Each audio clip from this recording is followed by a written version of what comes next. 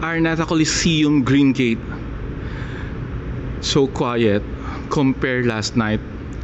Lots of patrons, passersby, and they are busy and being happy. And in here, there's still the glamorous pictures of these queens, runner-ups, and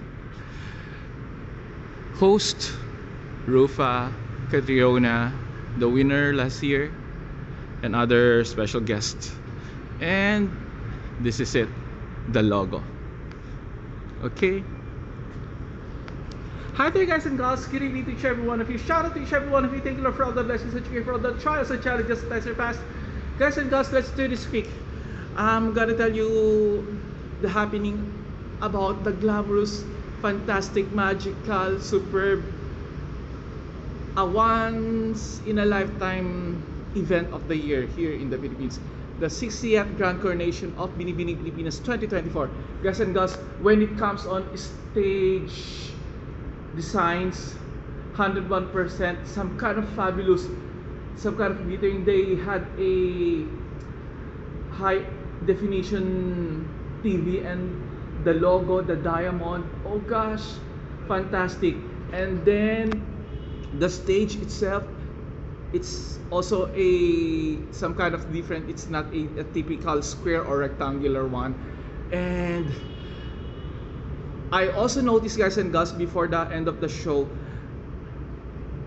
inside of the Coliseum there are lots of like this from 60s up to the latest. What I'm trying to say is the achievements of Binibining Pilipinas, the winners, all the contestants are in there. Miss Gloria Diaz, Dang Cecilio, Miss Margie Moran, Rufa, Dindy Gallardo, and Pia Wurtzbach. Who else? Shamsi Subsub, Kylie Versosa. Of course, who's this girl? Sorry, Catriona Gray, and among few to mention. Sorry, guys. Hold on. So we're still on the go. And then what else should I'm gonna say about the pageant? And I like the swimwear attire. I love the color pink theme. And I just didn't. This is a celebration of 60th anniversary of Binibining Pilipinas, as we all know.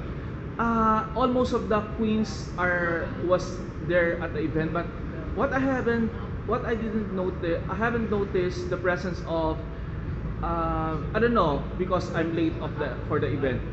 I didn't notice the presence of, who's this one? Megan Young.